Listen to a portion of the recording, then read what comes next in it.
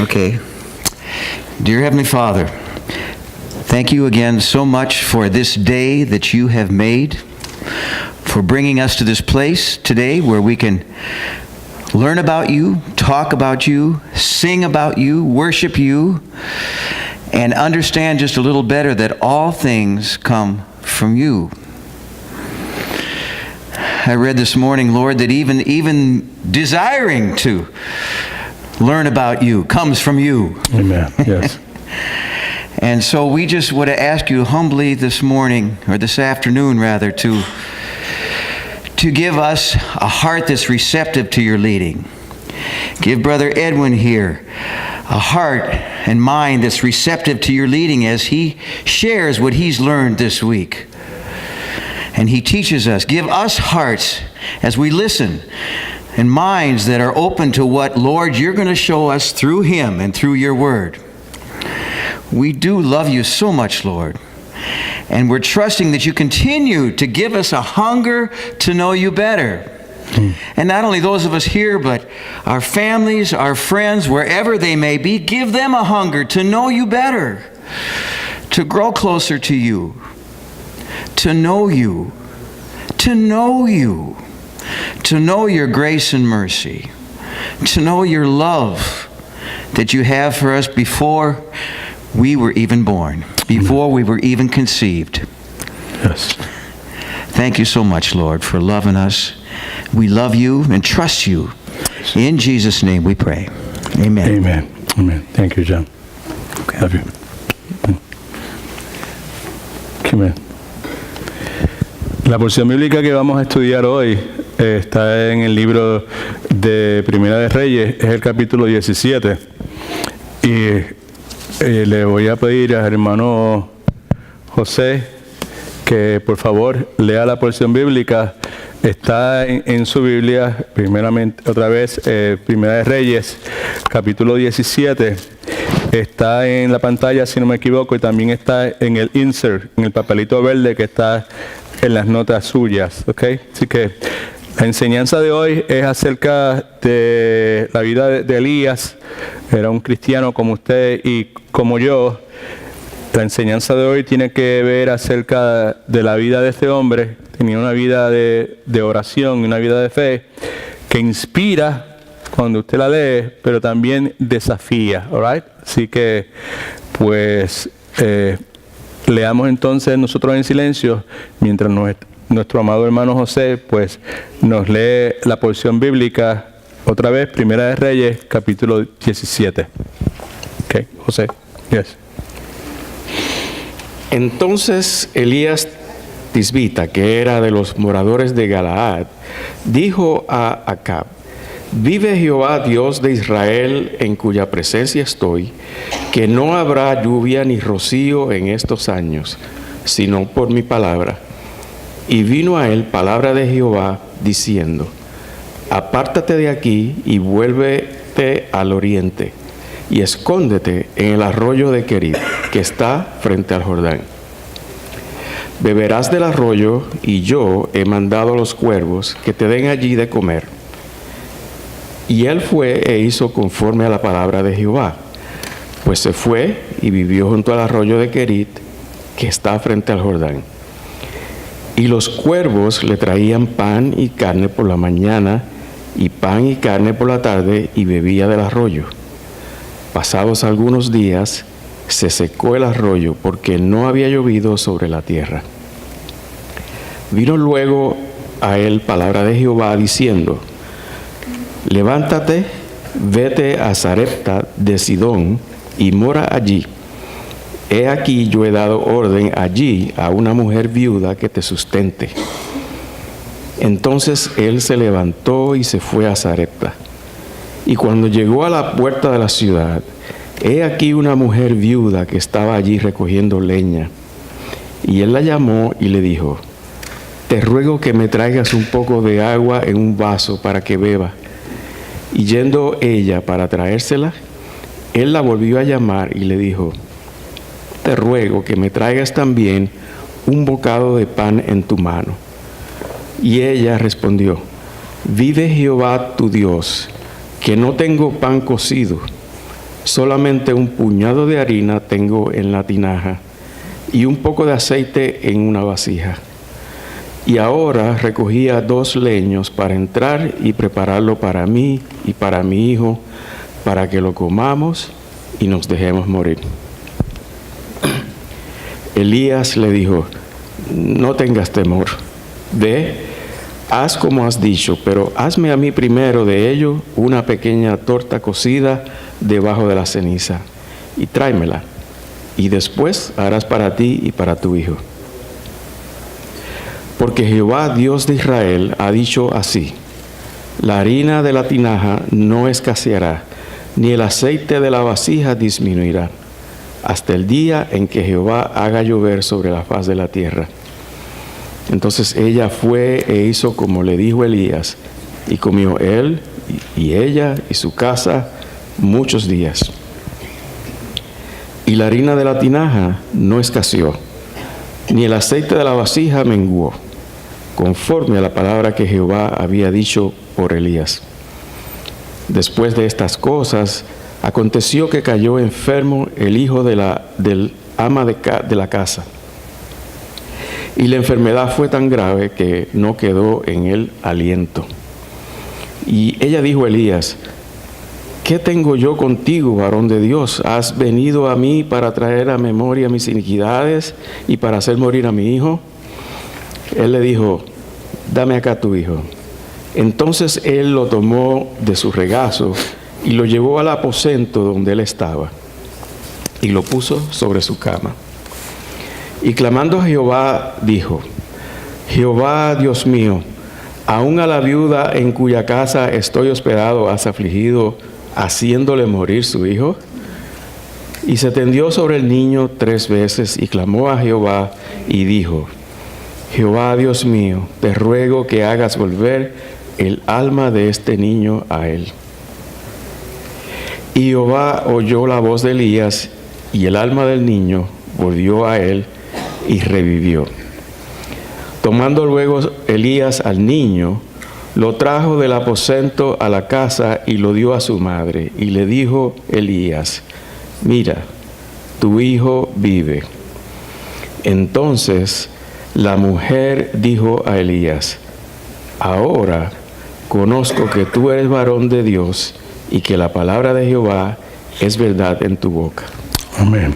Señor bendiga su santa palabra. Gracias, hermano José. Dios te bendiga, mi hermano.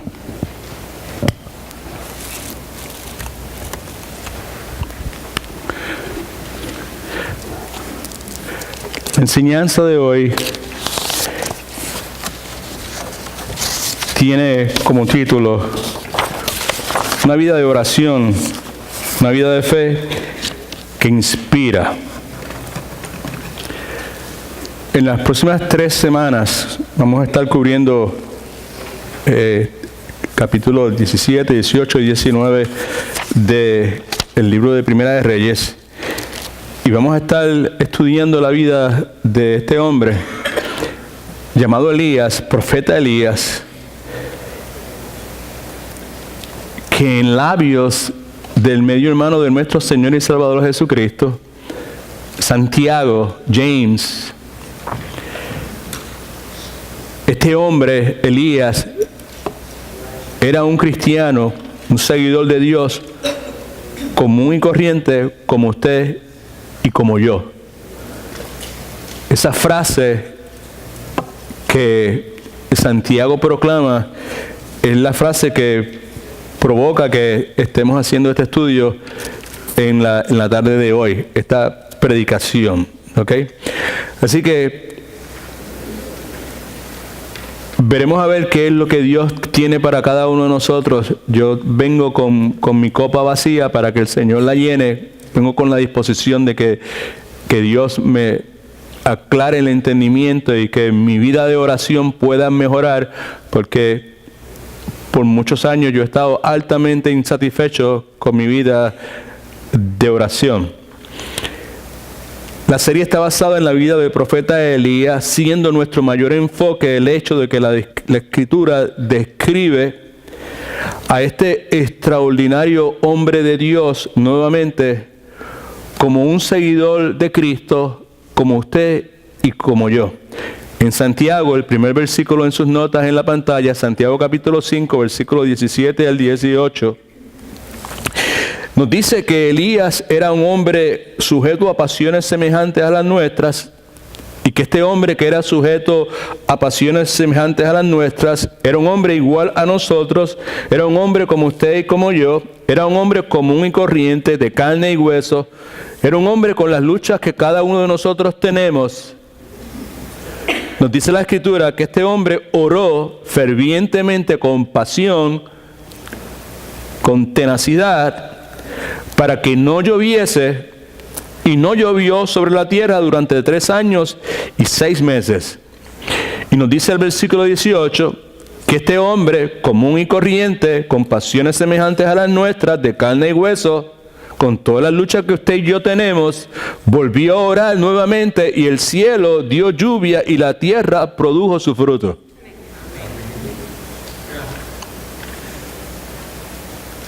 Así que lo que Santiago nos está diciendo es que, a pesar de que este hombre, Elías, era un hombre común y corriente, con luchas semejantes a las nuestras, el hombre ora para que no llueva, y por 3 años y medio no llueve. Y el hombre vuelve a orar para que llueva, y los cielos se abren y llueve. Así que podemos inferir que el profeta Elías vivió una vida de oración, vivió una vida de fe, vivió una vida de obediencia que personalmente inspira y que sin duda alguna nos desafía, porque siendo un hombre con pasiones humanas como las suyas y las mías, un hombre igual a nosotros, un hombre de carne y hueso, un hombre con las mismas luchas que todos nosotros tenemos, puede vivir este tipo de vida de oración, este tipo de vida de fe y de obediencia, pues sin duda me inspira, pero al mismo tiempo me desafía. Algunos de ustedes me han dicho: pastor, usted se ve un poquito más flaco, y es posiblemente cierto. He perdido unas cuantas libras en las últimas semanas, he tratado de ejercitarme físicamente y he tenido un poquito de éxito, ¿right? Me siento contento por eso. Pero yo desearía otra cosa muchísimo mejor que perder 3, 4, 5, 6, 7 u 8 libras. Yo desearía poder por lo menos orar 45 minutos diariamente.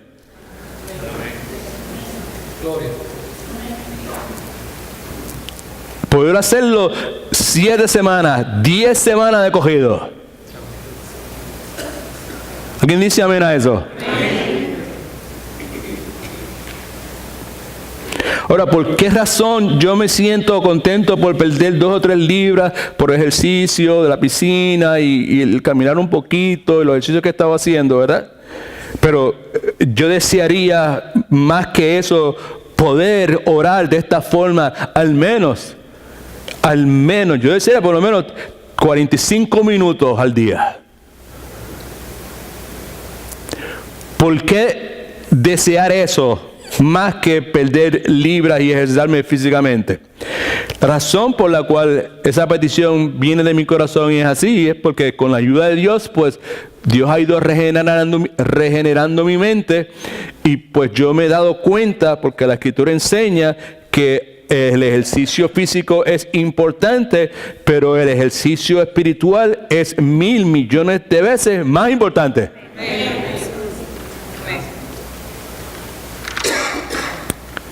Primera Timoteo capítulo 4 versículo 8 en las notas suyas dice de esta forma: porque el ejercicio corporal para poco es provechoso, pero la piedad para todo aprovecha. ¿Por qué razón? Porque tiene promesa en esta vida presente y la venidera. En otras palabras, que aunque el ejercicio físico sirve para algo, la piedad, que es vivir conforme a la voluntad de Dios, es útil para todo. Y la razón por la cual la piedad es útil para todo es porque tiene promesas para la vida presente y para el futuro. El punto detrás de todo esto es que si usted es como yo, usted admitirá que debe y puede pasar más tiempo en oración. ¿Sí o no? ¿Cuántos dicen, pastor, yo soy parte de esos que pueden y deben pasar más tiempo en oración? Levante su mano. Right. Okay, good. Así que entonces, pues, estamos hablando de algo que nos atañe, algo con lo cual nos identificamos cada uno de nosotros. ¿Ok? Now, yo estoy convencido que más que un recordatorio, lo que usted y yo necesitamos es inspiración. Porque llevemos mucho o poco tiempo en los caminos del Señor, sabemos lo importante, lo esencial para la vida cristiana que es la disciplina de oración. Amén. Así que no necesitamos que el pastor venga a recordarme que necesito orar y que mi vida de oración es floja. Por eso digo que más que un recordatorio, lo que necesitamos es inspiración. Y por esa razón es que estamos estudiando la vida de este hombre llamado Elías, un ejemplo valiente que nos inspira a ejercitarnos en áreas como la oración y la fe, la obediencia a Dios. El hermano José leyó esta porción bíblica, Primera de Reyes, capítulo 17, del 1 al 24, una porción bíblica que es común para la mayor parte de ustedes que llevan algún poco de tiempo en la iglesia. Y en la misma podemos ver, entre otras cosas, un perfil, capítulo 18 y 19 también añaden a eso, de este hombre de Dios llamado Elías. Así que en las notas suyas ahí inmediatamente dice perfil de un profeta llamado Elías el Tisbita. Tiene unas citas bíblicas inmediatamente debajo de eso. Primera de Reyes, capítulo 17, 19 y 20. Ahí también usted puede expandir ese perfil de Elías. Y en Segunda de Reyes, capítulo 1 y capítulo 2, también nos habla acerca de este hombre llamado Elías. Pero no pierda de vista el hecho de que la razón por la cual estamos estudiando este asunto hoy, y vamos a hacerlo la semana próxima y posiblemente hasta el Día de los Padres, es porque en el libro de Santiago nos dice que este hombre, del cual la palabra en el Antiguo Testamento nos narra tantas y tantas cosas, era un hombre como usted y como yo, era un hombre de carne y hueso, era un hombre con todas las luchas, con todos los problemas, con todas las dificultades que usted y yo tenemos. Era un hombre sujeto a pasiones semejantes a las nuestras. Sin embargo, lo que acabamos de leer, lo que el hermano acabó de leer, nos indica de que sí era ese tipo de persona como yo, pero un montón de cosas pasaron en la vida de este hombre. A pesar de que era un hombre de carne y hueso, común y corriente, con las mismas luchas y muchos problemas que yo tengo. Y la idea nuevamente es, mientras estudiamos esto, conocer cómo era Elías y con la ayuda del Espíritu Santo tratar de imitar su ejemplo. Perfil del profeta Elías, el Tisbita. Lo primero que vemos que la Escritura nos enseña es que este hombre, Elías, era un gigante espiritual. Escriba eso, por favor. Era un gigante espiritual. En Lucas, capítulo 18 al 19, nuestro Señor y Salvador Jesucristo está compartiendo con sus discípulos, está atendiendo toda clase de preguntas que se le acercan a Él, particularmente con relación a quién era el Señor Jesucristo, ¿verdad? Y en ese contexto de preguntar quién dicen que yo soy, quiénes ustedes piensan, ahí sale a relucir el nombre de Elías. Fíjese que dice, aconteció que mientras Jesús oraba aparte, estaban con él los discípulos y les preguntó diciendo, ¿quién dice la gente que soy yo? Porque la gente al ver toda clase de milagros, toda clase de prodigios, toda clase de señales que el Señor Jesucristo estaba realizando con el propósito de validar su ministerio, sus reclamos de ser el Hijo de Dios, se estaban preguntando, ¿y quién es este? So, Jesucristo le pregunta a sus seguidores íntimos, le dice, ¿y quién dice la gente que yo soy? Y ellos le respondieron, algunas personas dicen que tú eres Juan el Bautista y otros dicen que tú eres Elías. Al Elías ese que esa referencia es el Elías que estamos considerando en el día de hoy. Algunos dicen que tú eres Elías porque el Elías que estamos estudiando era un gigante espiritual. Y las cosas que Jesucristo estaba haciendo eran cosas simplemente sobrenaturales. Cosas extraordinarias. El nombre Elías, en caso de que usted no lo sepa, significa Jehová es mi Dios. Buen nombre para un profeta. Jehová es mi Dios. El ministerio de este hombre llamado Elías ocupa una sección extensa en la narrativa de los libros Primera y Segunda de Reyes. Y Elías permanece como uno de los personajes más importantes en toda la Escritura. Inclusive en el último libro de la palabra, en el libro de Apocalipsis. El ministerio de Elías, cuando usted lo estudia, vislumbra a cualquiera, le abre los ojos a cualquiera, deja a la gente con la boca abierta. Entre las cosas que leemos de él, que algunas de ellas leímos, el hermano leyó hace un momento y vimos en la porción bíblica, es que este hombre fue alimentado por una cantidad de tiempo por cuervos. Cuervos, ese animal tan feo, le traía alimento a este hombre llamado Elías. Leímos también que una viuda en un área que era hostil a Elías, un área donde Baal era el rey, era el dios, una viuda en ese lugar, en Sarepta, alimenta a este hombre diariamente. No solamente eso, sino que Elías ora y el hijo de esta mujer que estaba muerto vuelve a vivir. Más adelante vamos a ver en los capítulos 17 y 18 que él tiene un encuentro con unos profetas de un dios falso llamado Baal, 400 y pico de ellos en Monte Carmelo, y él le da una pela. Vemos también como resultado de eso, Elías ora para que caiga fuego y fuego cae del cielo. Y él termina aniquilando todos estos 450 profetas. Alguien dice que también Elías era un atleta extraordinario porque nos dice la escritura que corrió 17 millas desde Carmelo hasta Jerser sin parar. Eso quiere decir entonces que el ministerio de este hombre Elías era un ministerio que vislumbraba a cualquiera porque Elías era un gigante espiritual. Elías realizó muchos milagros, cosas que van en contra de la naturaleza humana.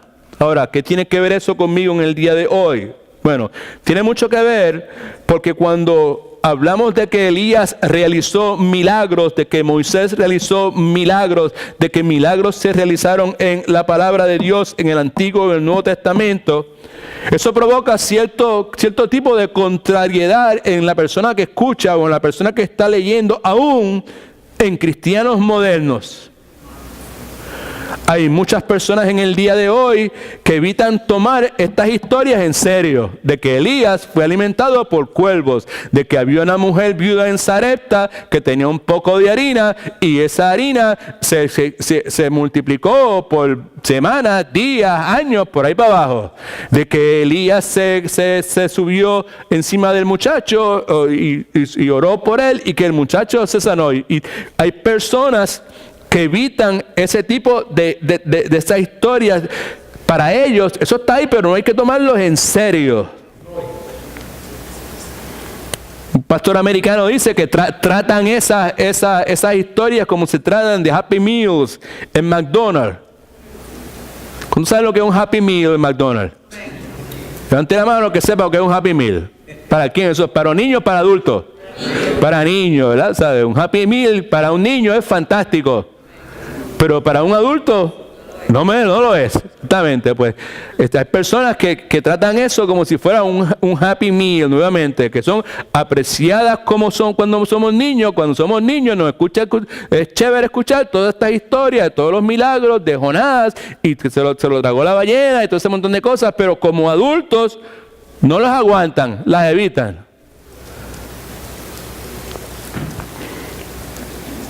Baje la guardia.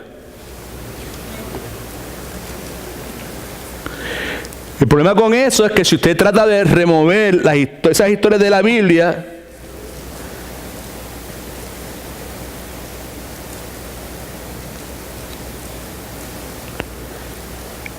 y usted insiste en remover esas historias y quiere al mismo tiempo mantener su fe, se va a encontrar con el hecho de que usted está en esencia queriendo tener un edificio sin una fundación, porque esas historias son la fundación sobre la cual la palabra de Dios es escrita. La historia de Elías, los milagros de Elías, las cosas extraordinarias en la vida de Elías, demuestran que él fue un verdadero profeta. Elías realizó milagros, tuvo una vida de oración admirable y proclamó la palabra de Dios, alabado sea el nombre de Cristo, acertadamente, y lo hizo con denuedo, lo hizo con valor, lo hizo con valentía. Si eso no es suficiente, más importante para mí aún es el hecho, es que si usted no toma las historias de Elías en serio, entonces usted no debería tomar el ministerio del Señor Jesucristo en serio tampoco.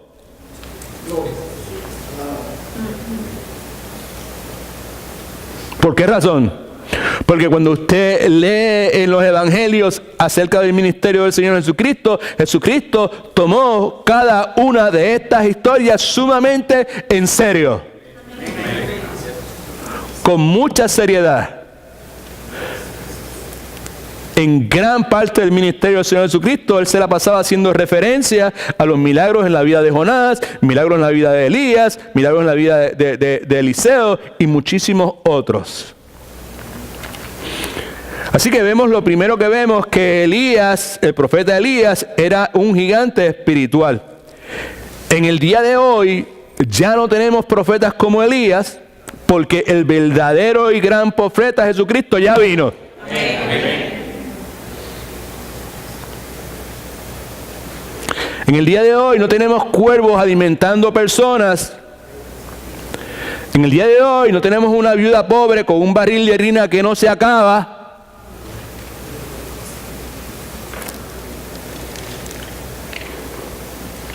Pero en el día de hoy Dios continúa cuidando de su pueblo. Normalmente lo hace a través de la oración, de su providencia, porque Él es el proveedor, y en ocasiones cuando Él entiende que es apropiado, por las razones que Él entiende que sean apropiados, Dios obra de forma milagrosa. En adición, antes de entrar en lo próximo, vale la pena señalar también que Dios no siempre nos libra de nuestra calamidad en este lado de la eternidad.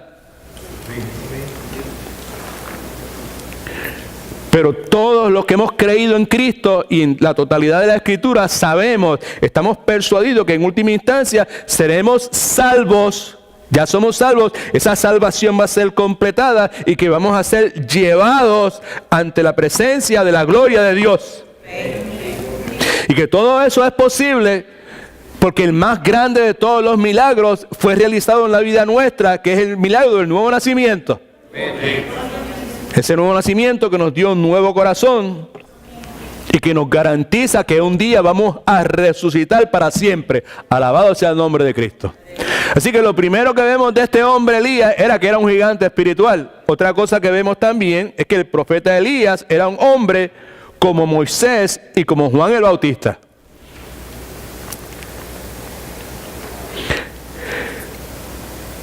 En el sentido de que era como Moisés, entre otras cosas, la Escritura nos dice que tanto Elías y Moisés aparecieron en lo que la Escritura, o que se conoce en la Biblia como la transfiguración del Señor Jesucristo.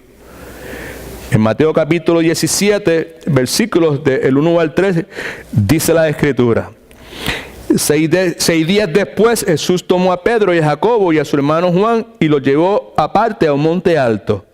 Y allí se transfiguró delante de ellos. Y resplandeció su rostro como el sol, y sus vestidos se hicieron blancos como la luz. Ve ahora. Y se les aparecieron Moisés y ¿quién?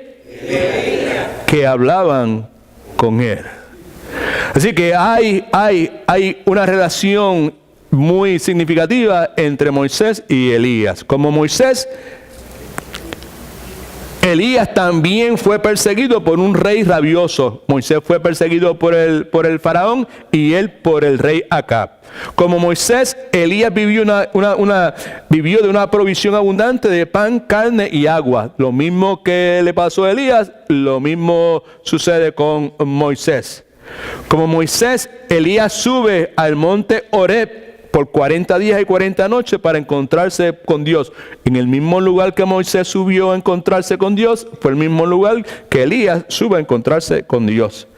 Al igual que Moisés, Elías necesitaba seguridad de la presencia de Dios para finalizar su obra.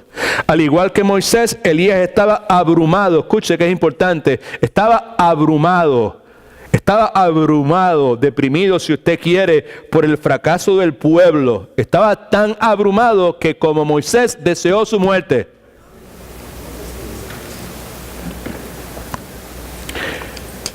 Pero también podemos decir que como Moisés, Elías levantó y preservó un remanente que no dobló sus rodillas delante de Baal. Así que Elías era como Moisés, una semejanza enorme a Moisés, y también fue como Juan el Bautista. El Nuevo Testamento nos presenta una asociación entre estos dos hombres de Dios, estos dos gigantes de Dios. Jesucristo, en el contexto de identificar, de afirmar la identidad, mejor dicho, de Juan el Bautista como el mensajero de Elías que habría de venir, en Lucas capítulo 1, versículos 16 y 17, dice lo siguiente: pero el ángel le dijo: Zacarías, ser el papá de Juan el Bautista, no temas, porque tu oración ha sido oída, mejor dicho, y tu mujer Elizabeth, que era estéril, dará a luz un hijo y le pondrás por nombre, ¿cómo? Hará que muchos de los hijos de Israel se conviertan al Señor su Dios, e irá delante de él con el espíritu y el poder de ¿quién? De Elías, para hacer volver los corazones de los padres a los hijos y de los rebeldes a la prudencia de los justos, para preparar al Señor un pueblo bien dispuesto. Así que Elías y Juan el Bautista tuvieron cosas en común, tuvieron orígenes oscuros, eran gente relativamente pobre, desconocida. La Escritura nos dice de Elías también, al igual que Juan el Bautista, que vistieron de ropa similar y se alimentaban de cosas en el desierto como Juan el Bautista también lo hacía, y que sobre todo llamaron al pueblo de Dios al arrepentimiento, y que ambos fueron precursores del Señor Jesucristo. Así que hasta ahora vemos dos cosas. Primeramente, al considerar el perfil de este hombre profeta llamado Elías el Tisbita.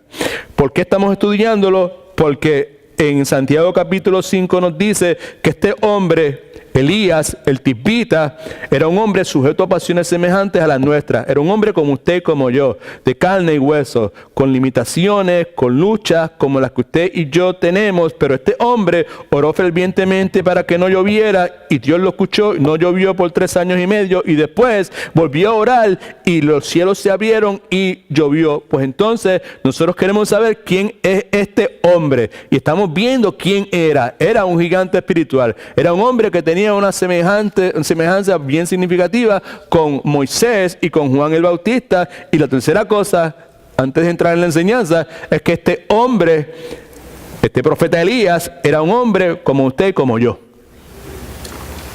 Gigante espiritual, bien parecido a Moisés, bien parecido a Juan el Bautista, pero era un hombre como usted y como yo.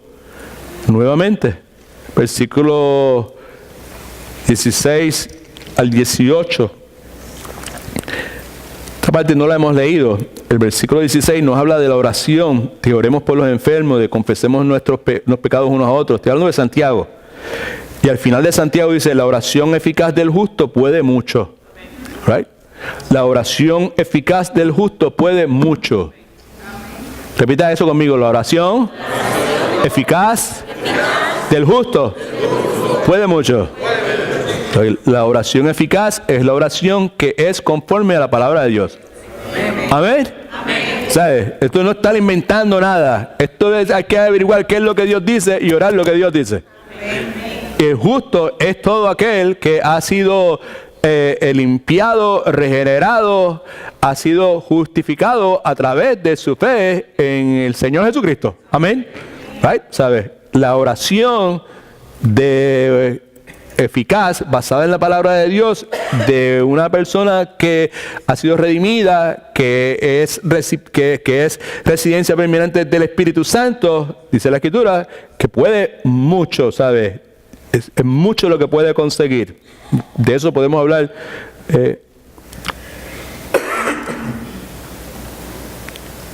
más específicamente en su momento. Dice, la oración eficaz del justo puede mucho. Y versículo 17 otra vez. Y Elías era hombre sujeto a pasiones semejantes a las nuestras. Ok, nosotros somos justificados por la fe, pero nosotros somos gente de carne y hueso y todavía nosotros tenemos los remanentes de nuestra naturaleza pecadora, esos hilachos que se quedan colgando, que es lo que nos convierte a nosotros en personas sujetas a pasiones semejantes a las nuestras, como dice ahí, ¿verdad? Entonces, el punto es el siguiente. El punto es que Elías era un hombre como usted y como yo. Y el lenguaje que Santiago utiliza es un lenguaje similar al que Pablo y Bernabé usaron en una ocasión cuando ellos estaban, me parece que en Filipo o en Éfeso, no me acuerdo exactamente, ellos están predicando y la gente al escucharlo dicen, este es Marte y este es Júpiter, y empezaron a adorarlos como si fueran dioses. Y ahí en Hechos capítulo 14 versículo 15, mira la respuesta de ellos, dice, y diciendo, ¿para qué hacéis esto? Es a las personas que están tratando de postrarse delante de ellos e idolatrarlos, ¿sabes? Alabarlos, adorarlos y eso. Dice, ¿por qué hacéis esto?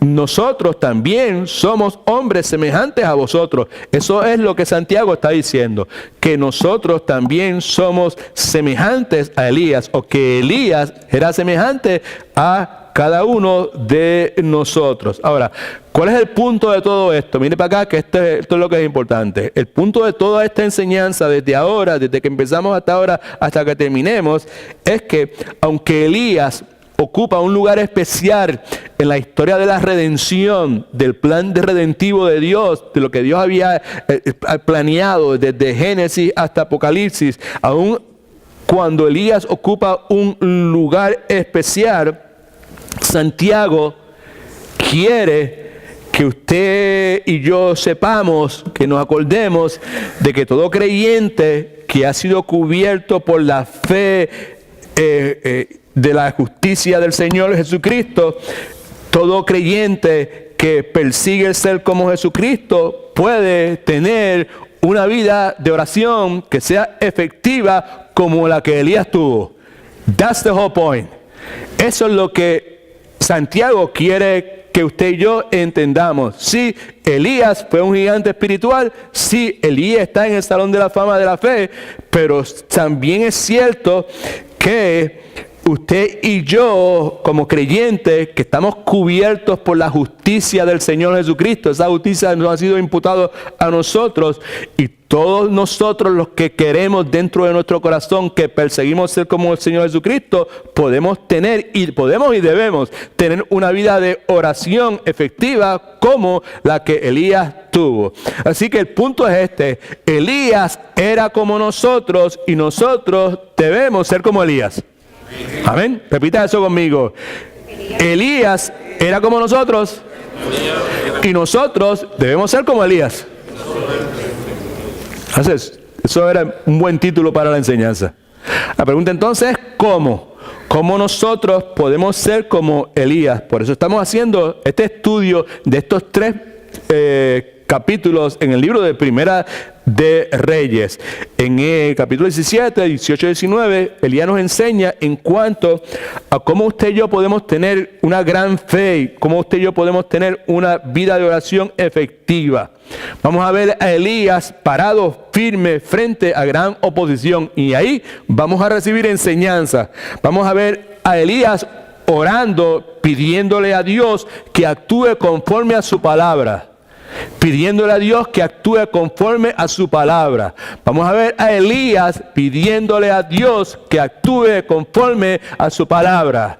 Cuando Elías oró para que no lloviese, Elías lo que estaba haciendo era que le está pidiendo a Dios: Dios, tú actúa conforme a tu palabra. Porque ya tú dijiste en tu palabra que cuando un pueblo se pone a adorar ídolos de madera, ídolos falsos, el castigo de eso es hambruna, es sequía. Así que este pueblo te abandonó a ti, no quiere saber de ti, y ahora están detrás de este Baal, que supuestamente es Dios de la lluvia. Así que, Señor, pues yo oro para que no llueva. Yo estoy orando para que tú, Dios, actúes conforme a tu palabra. Amén.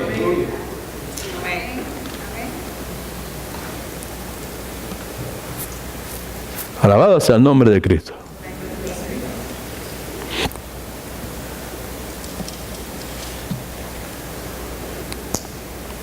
Vemos a este Elías orando para que Dios reviva a los muertos. Pues, pastor, ¿quiere decir que yo puedo conseguirme un part-time en una funeraria para pedirle a Dios? No. Pero sí podemos orar que Dios reviva los muertos espiritualmente. Y si Dios le place a alguien que esté muerto físicamente traerlo a la vida, gloria a su nombre. Y vemos a Elías orando para que la gloria de Dios sea conocida. Y vemos a Elías orando para que la gente se arrepienta. Así que en la vida de Elías vemos un montón de ejemplos que nos pueden ayudarnos a nosotros a ser como Elías. Elías era como nosotros y ahora nosotros debemos ser como Elías. Y lo que estamos estudiando es ver algunas cosas en la vida de este hombre con el propósito de nosotros pues poder tener esa vida de oración efectiva. Porque comenzamos estableciendo, por lo menos yo comencé estableciendo, que aunque he perdido unas cuantas libras, 5 o 6 libritas, lo que sea, chévere, ejercicio físico, pero ese ejercicio no es nada de importante comparado con el ejercicio espiritual donde yo estoy bien atrás. Y que yo desearía poder orar diariamente por lo menos 45 minutos. Y que algunos de ustedes me miraron, primero abrieron los ojos y después dijeron: wow, hay esperanza para mí también.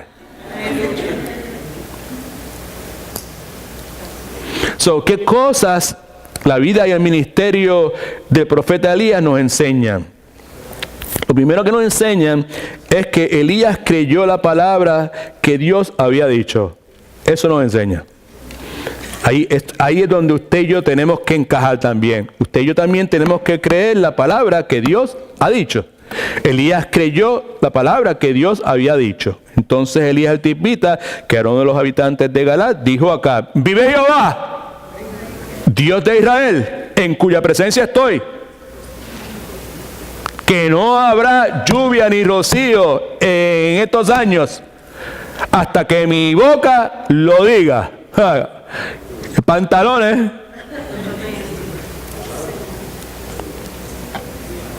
Now, es importante, escuche, tomar en consideración el trasfondo, lo que está detrás en la vida del pueblo de Israel en ese momento, en la vida de Elías. Importante conocer el trasfondo que destaca, porque el trasfondo, ¿sabes?, destaca lo raro, la rareza de la fe de Elías en la palabra de Dios. Cuando tú sabes, si tú estás rodeado de gente que todo el mundo cree en la palabra de Dios, fine. ¿Sabes? Pero si tú estás rodeado de que no hay nadie que crea en la palabra de Dios, aún los cristianos no creen en la palabra de Dios, te encuentras con alguien que cree en la palabra de Dios, wow. What's wrong with that guy? Right? Pues es importante tomar en consideración el trasfondo que destaca la rareza de la fe de Elías en la palabra de Dios. Lo que él acaba de decir sugiere que una hambruna física se acercaba porque no iba a llover por buen tiempo.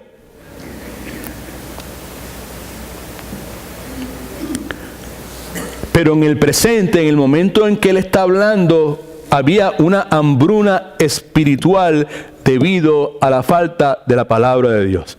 Que era lo que estábamos hablando, Iván, al principio, ¿no? Va a haber una hambruna física en el futuro porque no va a llover. No va a llover. Va a llover porque Dios dijo que no va a llover. Pero en el presente había una hambruna espiritual, y la razón por la cual había una hambruna espiritual era por la ausencia de la palabra de Dios. Y eso es importante. Así que en sus notas escríbase esto, por favor. Elías creyó la palabra que Dios había dicho, right? Y la letra A, ahí inmediatamente de eso, dice, Elías le creyó a Dios a pesar de la apostasía nacional. Elías le creyó a Dios a pesar de la apostasía nacional. Right? En este país que nosotros vivimos hay una apostasía nacional también. La iglesia supuestamente del Señor Jesucristo más y más se aleja de la palabra de Dios. Más y más de la palabra de Dios. Más y más de la palabra de Dios. Right? Pero Elías creyó en la palabra de Dios, nuevamente le creyó a Dios a pesar de la apostasía nacional. El rey en aquel entonces se llamaba Acab, y la adoración y el culto a Baal ahora era la religión del Estado. Ahora no era el culto a Yahweh, a Yahvé o a Jehová. Ahora el culto oficial era el culto a Baal. El que quiera adorar a Jehová lo puede adorar, no hay problema, ¿no? ¿Sabes? O si tú quieres adorar a Jehová y a Baal, no tiene problema. Y si quieres adorar a Baal, a Astera y a Jehová, no tiene problema de ninguna clase. Esa era la filosofía, esa era la apostasía que había en el gobierno en aquel entonces. Baal era conocido como el jinete de las nubes. Baal, escuche, era conocido también como el dios de la lluvia, el dios de la fertilidad, y por lo tanto era el dios de las riquezas. Los seguidores de Baal creían que Baal todos los años restauraba la vida después del verano, porque después del verano era el tiempo de lluvia. Y si no caía lluvia, los seguidores de Baal asumían que Baal se estaba sometiendo a otro dios que se llamaba Mot, M-O-T, quien era la diosa de la muerte. Que Baal decidió someterse a Mot hasta que Baal decidiese ser revivido. Ahora bien, con relación a esto, el jinete de las nubes, hay algo en la escritura que me llamó la atención y tuve que ponerlo ahí para beneficio de nosotros. El salmista se refiere a Jehová como el que tiene sus habitaciones en las aguas de los cielos y para quienes las nubes son carros de combate. Mírenlo ahí en Salmos capítulo 104, versículos 3 y 4. Hablando de Jehová dice, y que establece sus aposentos entre las aguas, el que pone las nubes por su carroza, el que anda sobre las alas del viento, el que hace a los vientos sus mensajeros y a las llamas de fuego sus ministros. Y eso está ahí simplemente para recordarnos que el que verdaderamente está en control de la lluvia y de la fertilidad es el Dios de la gloria. Pero volviendo un poco a la apostasía del pueblo, aquella cultura, escucha que es importante, era una cultura politeísta. Otra vez, poli quiere decir mucho, teísta de dioses. Es una cultura que creía en muchísimos dioses, donde Baal era el dios oficial, pero no era el único dios que la gente podía adorar. En una cultura politeísta, la gente quería un poco de todo. Un poco de Baal, un poco de Astera, un poco de Jehová y un poco de esto, de Mol o de lo que fuera. El punto es este. El punto es que la adoración exclusiva a Jehová brillaba por su ausencia. Y una cosa hemos dicho con relación a la ira de Dios, no se olvide que hay cosas que provocan la ira de Dios. Amén. ¿Sabe? Y una de ellas es que Él no acepta adoración a otros dioses. Eso provoca la ira de Dios. Y el problema aquí es que la adoración exclusiva a Jehová brillaba por su ausencia. Al punto que el pobre Elías llegó a pensar que era el único que quedaba que adoraba a Dios. Primera de Reyes 19:10 dice, y Elías respondió, he sentido un vivo celo por Jehová, Dios de los ejércitos, porque los hijos de Israel han dejado tu pacto, han derribado tus altares y han matado a espada a tus profetas. Solo he quedado yo y me buscan para quitarme la vida. Sabemos que no, que había muchísimos otros. ¿Qué tiene que ver eso conmigo? Acá. Tiene mucho que ver porque yo vivimos en una cultura similar.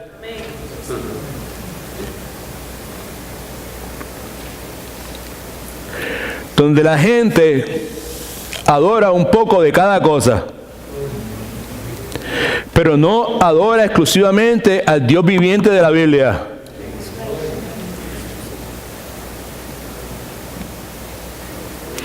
La gente aquí es feliz un poquito del Dios de la Biblia, mezclado con un poquito de Walter Mercado, un poquito de su horóscopo, un poquito del Dios de la Biblia, un poquito de Walter Mercado, un poquito del horóscopo, un poquito de psicología, un poquito de nueva era, un poquito de naturismo.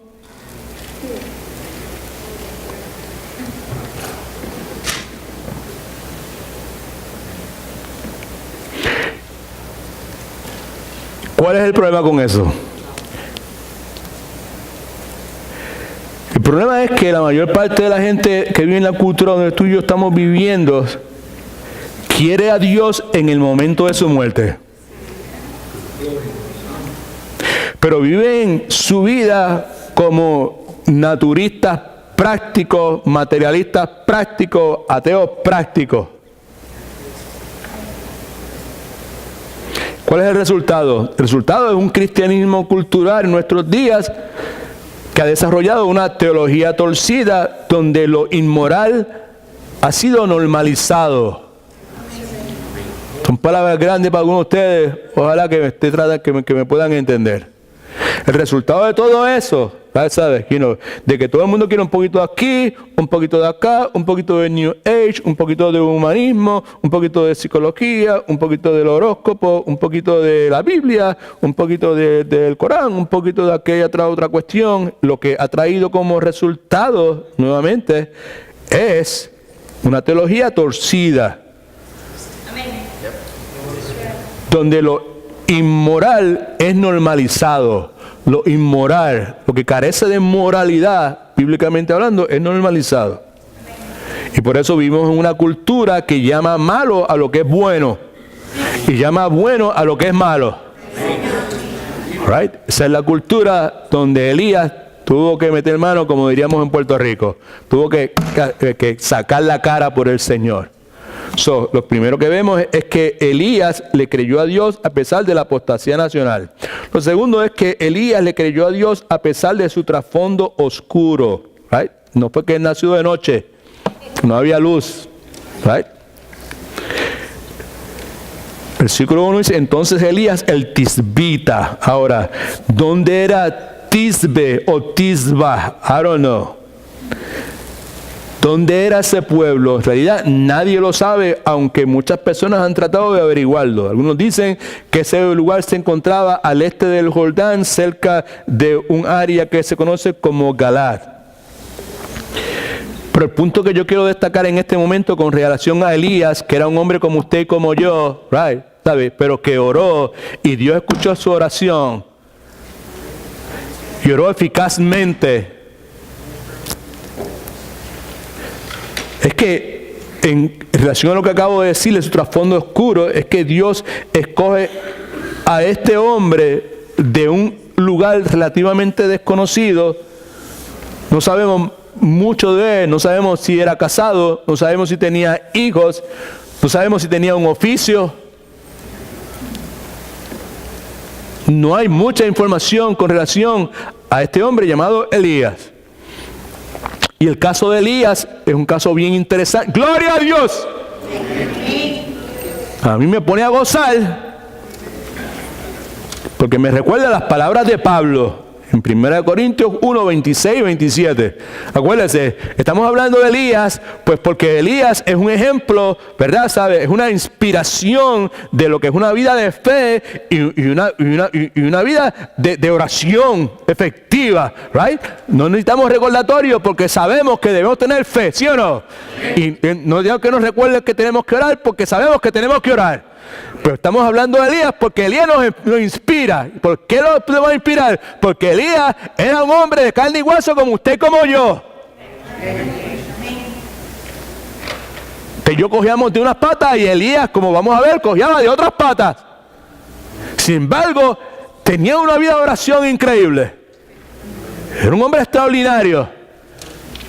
Y hay unas cosas aquí que vemos en la vida de él que nos deben dar ánimo a nosotros. Y una de esas cosas es el hecho de que él fue escogido por Dios, le creyó a Dios, a pesar de que tenía un trasfondo oscuro.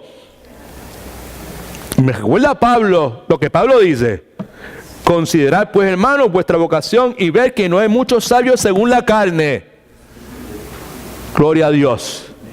Ni muchos poderosos según la carne, ni muchos nobles según la carne, sino que lo necio del mundo escogió Dios para avergonzar a los sabios, y los débiles del mundo escogió Dios para avergonzar a los fuertes.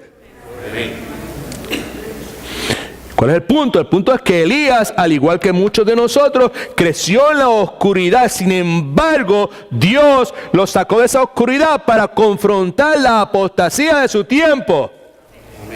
No, ese detalle me asegura a mí que mi trasfondo familiar no determina mi utilidad para Dios. That is a good thing.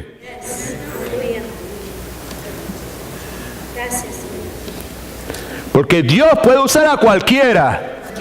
Right? Y Elías era un de esos cualquiera. No que era un cualquiera, pero era de los cualquiera que Dios puede utilizar. Alabado sea el nombre del Señor. Está el hecho de que Elías, he was in your face, era directo al grano. Era un tipo que no le daba muchas vueltas al asunto. Ese versículo número 1 te lo deja saber. Vive Jehová, Dios de Israel, en cuya presencia estoy, rey Acab, que no habrá lluvia ni rocío en estos años hasta que mi boca lo diga. Ahora, ¿qué es lo que Elías nos enseña? Right? Elías conocía que solamente Jehová era el Dios viviente. Solamente hay un Dios. Este Dios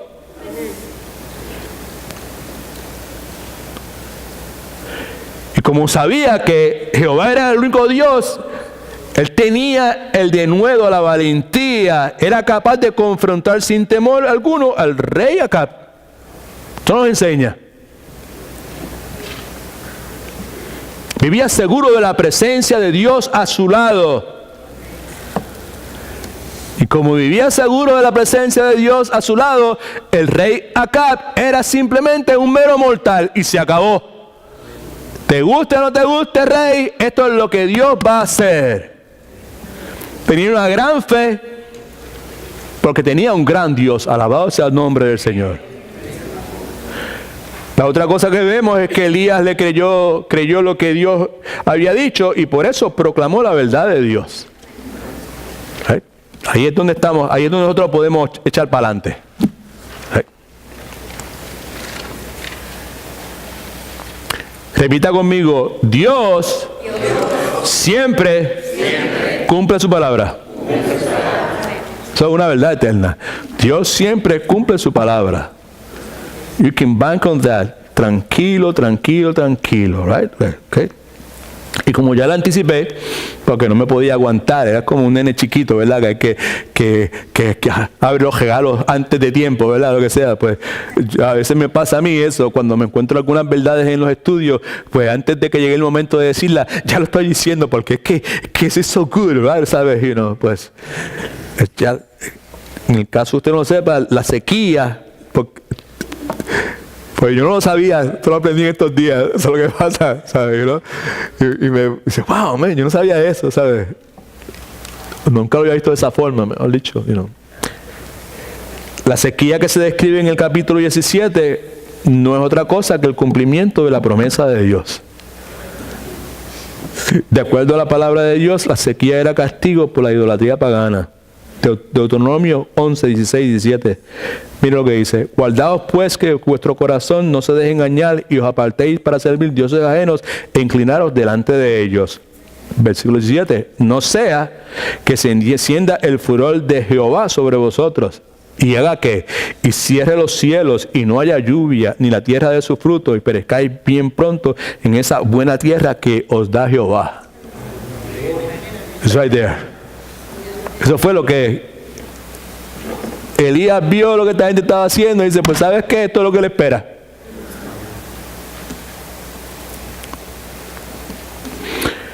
El punto era que el pueblo de Dios debía confiar solo en Dios para la provisión de lluvia. Que Baal, que es el jinete de las nubes, olvídate de esa historia. Y si ellos se volvían hacia otro Dios, entonces Dios aguantaría la lluvia. Ese juicio es más lógico, claro está, dado el caso que Baal supuestamente era el Dios de la lluvia. Así que lo que vemos aquí es que Elías, consciente de lo que Dios había dicho, se amaja los pantalones y con denuedo proclama lo que Dios había dicho. Y yo someto a su consideración con humildad, pero con mucha seguridad, de que Dios aún continúa buscando siervos y siervas valientes que sin miedo proclamen su verdad. Amén. Gloria al nombre del Señor. Amén. Que proclamen su verdad donde sea. Amén. Que proclamen su verdad donde sea. Conscientes, seguros de la presencia de Dios a su lado. Que proclamen la verdad de Dios donde sea, a quien sea. Porque ante el hecho de la realidad de la presencia de Dios con ellos, esa persona simplemente es un mero mortal, como acá. Amén. You're just putting those things together, okay? Okay. So,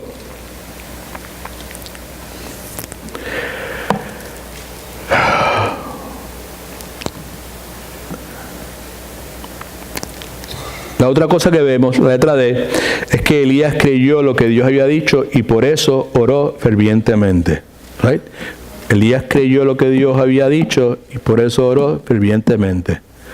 Oró fervientemente. Oró fervientemente. Oró fervientemente. Oró fervientemente. Oró fervientemente. Elías era un hombre sujeto a pasiones semejantes a las nuestras y oró fervientemente. Oró fervientemente. Elías creyó lo que Dios había dicho y por eso oró fervientemente. Rosa creyó lo que Dios había dicho y por eso oró fervientemente. John creyó lo que Dios había dicho y por eso oró fervientemente. Elías orando para que no lloviera, right?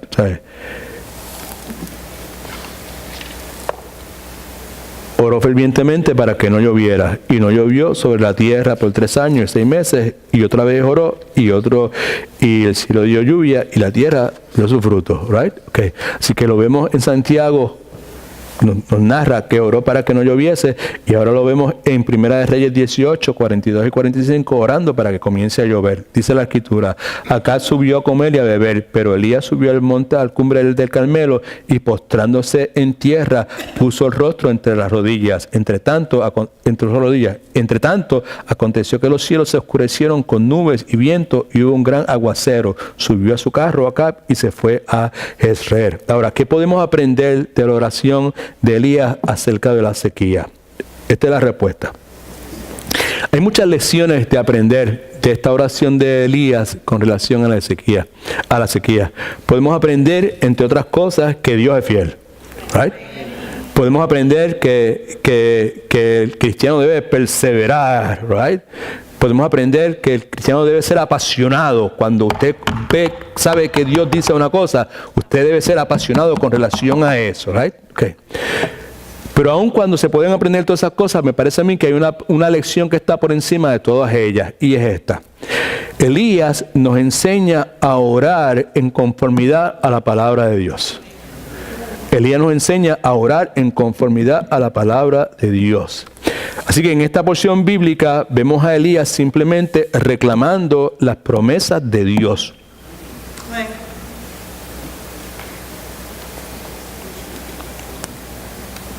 Elías oró directamente por una sequía que es una promesa directa de la palabra de Dios. Elías conocía la Escritura, y Elías conocía que la consecuencia a la idolatría era hambruna y la sequía que ya se ha descrito. Más importante todavía, la oración de Elías,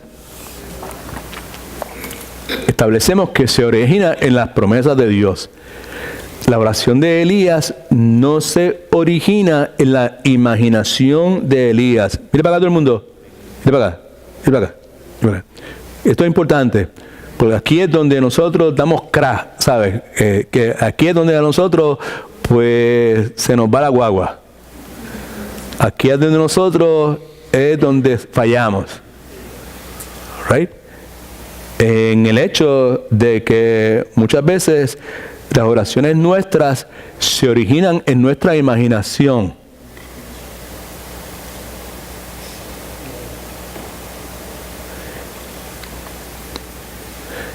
Punto es este.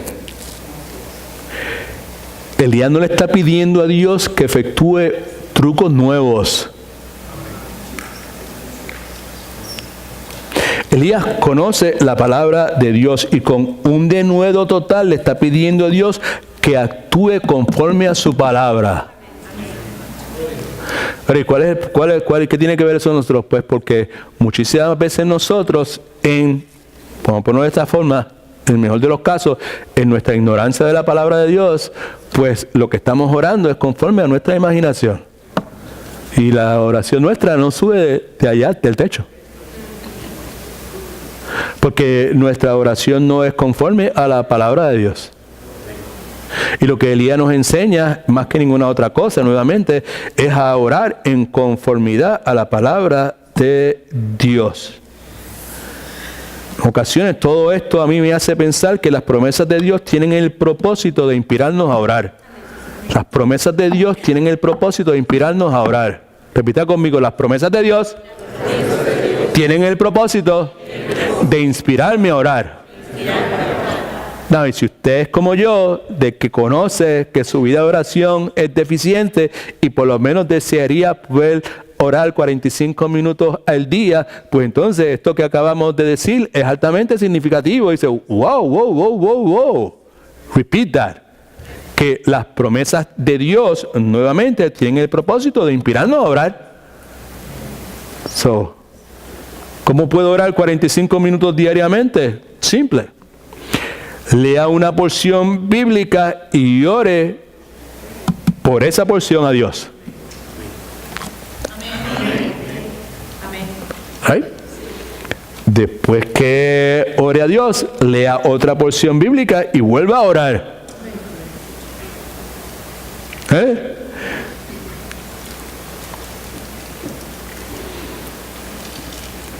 O sea, Dios dice orar sin cesar, ¿sí o no?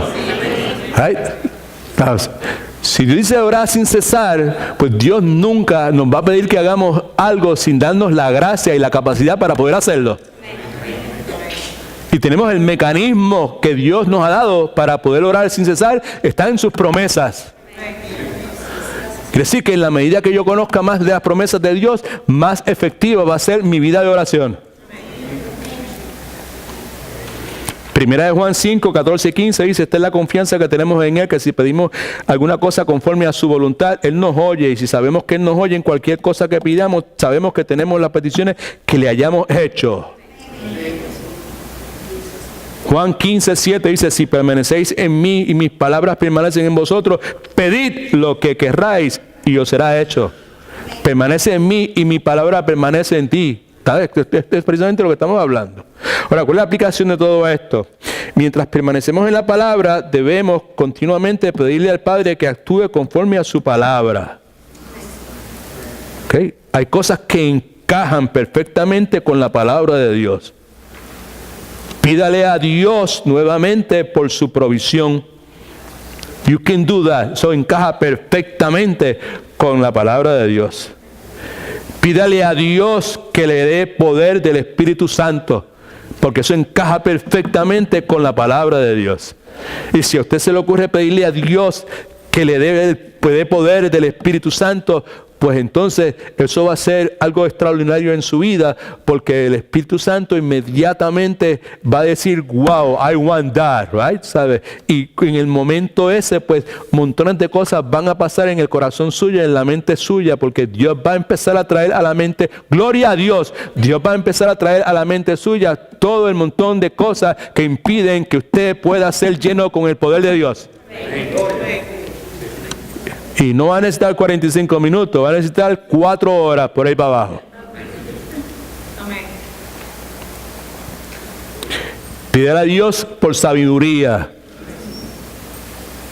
Pídele a Dios que le dé denuedo, iluminación. Cada una de estas cosas encajan perfectamente con la palabra de Dios. Así que el Señor nos ayude a clamar a Él con pasión, con entendimiento bíblico, siempre persuadido, creyendo que Él escucha las oraciones de sus hijos y que Él se deleita en contestar las oraciones de sus hijos. La última cosa en su bosquejo es esta. Elías creyó lo que Dios había dicho y por eso obedeció a Dios. Aquí está la cosa. Imelda, right? Aquí está la cosa. Elías creyó lo que Dios había dicho y como creyó lo que Dios había dicho, por eso obedeció a Dios. La pregunta está, ¿cómo está nuestra obediencia? ¿Creemos o no creemos lo que Dios ha dicho? Puesto de otra forma, la palabra de Dios llegó a Elías y Elías no mandó a hacer un comité de estudio ni decir tengo que orar o tengo que ayunar, tengo que pensar. No, la palabra llegó y él la obedeció. Primera de Reyes 17:5 dice, él partió e hizo conforme a la palabra de Jehová, pues se fue y vivió junto al arroyo de Quiret, que está frente al Jordán. Dios le dijo, vete para allá, y él escuchó y para allá se fue. Primera de Reyes 17, 8 y 9 dice, luego llegó Elías una palabra de Jehová que decía, levántate, vete a Sarepta de Sidón, territorio de Baal, y vive ahí. Ahí le he dado orden a una mujer viuda que te sustente. Versículo 10, entonces él se levantó y se fue a Sarepta. Él escuchó la palabra y él obedeció la palabra. Primera de Reyes 18, 1, 2. Pasó mucho tiempo y 3 años después llegó palabra de Jehová a Elías diciendo, ve, muéstrate a Acab y yo haré llover sobre la faz de la tierra. Fue pues Elías a mostrarse a Acab en Samaria, el hambre era grave. El profeta Elías estaba consumido con algo. Escuche que esto es lo último que le voy a decir. Estaba consumido con la obediencia a la palabra de Dios, aun cuando la obediencia a la palabra de Dios le llamara a tomar acciones radicales. Bebe agua de ese riachuelo. Deja que te alimenten los cuervos. Él estaba consumido con la obediencia a la palabra de Dios. Ahora, hay un desafío en la vida de Elías. La sensitividad de Elías hacia la palabra de Dios fue tal que lo separó del resto de la cultura de sus días. Elías vivió de acuerdo a la palabra de Dios en una cultura que abiertamente rechazaba la palabra de Dios, y ese es el desafío suyo y ese es el desafío mío. Esta cultura abiertamente rechaza la palabra de Dios. Y tristemente,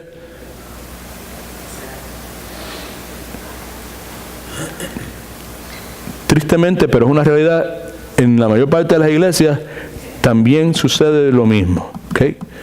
Abiertamente rechazando la palabra de Dios. Llamando lo que es malo bueno y llamando lo que es bueno malo. Si Elías era como nosotros, entonces nosotros debemos tratar de ser como él. Por encima de todo, creyendo lo que Dios ha dicho. Así podemos ser como él, creyendo lo que Dios ha dicho. El Dios de la Biblia es un Dios vivo y nosotros debemos ser un pueblo que proclama, que ora y que obedece su palabra viva.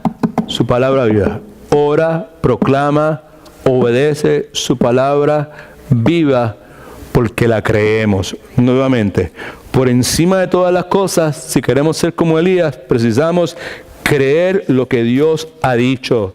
Precisamos obedecer lo que Dios ha dicho. No importa cuál ha sido nuestro trasfondo. No importa de dónde usted y yo hayamos salido. No importa de lo que haya pasado en la vida de nosotros, quién ha sido nuestra familia o las metidas de pata que hemos tenido en el pasado.